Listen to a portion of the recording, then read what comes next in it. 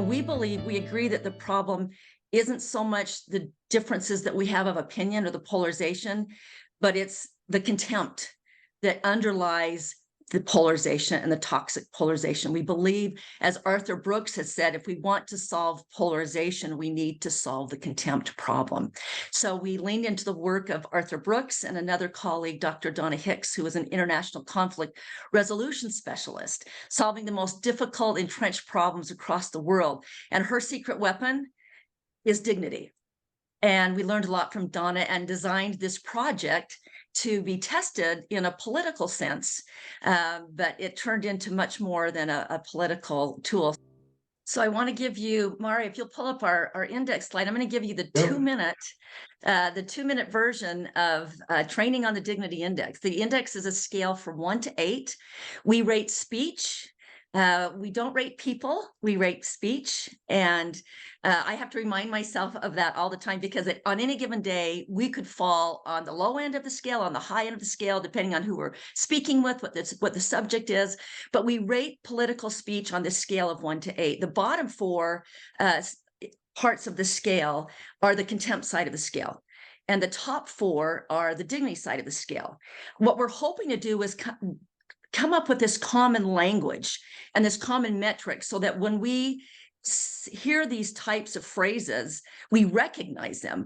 I think all of us would agree that contempt is a bad thing, but what does that look like? My background is in special education. How do you define that? That's what you have to do before you change behavior. Done a lot of reading on Desmond Tutu and his approach, and he's got this beautiful quote that says that, I've looked into the eyes of child soldiers who have committed the most nauseating acts of depravity, and I see in them a little piece of myself. And that's we call it the divine quality that we all have, which is why each one of us deserves dignity. We deserve to be treated with dignity. We don't want to throw away our passion, our political beliefs, our personal beliefs, but we want to talk with people in a different way. And that's the goal of the Dignity Index, is to teach people what that language looks like, and then to give them ideas and tools on how they can speak about our most difficult problems in a different way. We knew that if we tested it in politics, it would probably make more sense to people. So in our very initial training with these undergraduate and graduate students, and even some of the researchers that we were training, day 2, they came back to the training and said, one of the researchers said, I went to the play last night, To Kill a Mockingbird, and I could not stop thinking about the Dignity Index. Every scene, every line, I was scoring. That's a 3, that's a 7. Oh my gosh, I can't believe they offered that person an 8. And the students came back and said, I had to take off a post that I put on social media yesterday. I treated someone differently on the road on my way home because I thought, ooh, that's a 3 behavior. They're not the bad people. I'm not the good people. I need to change the way I think about things.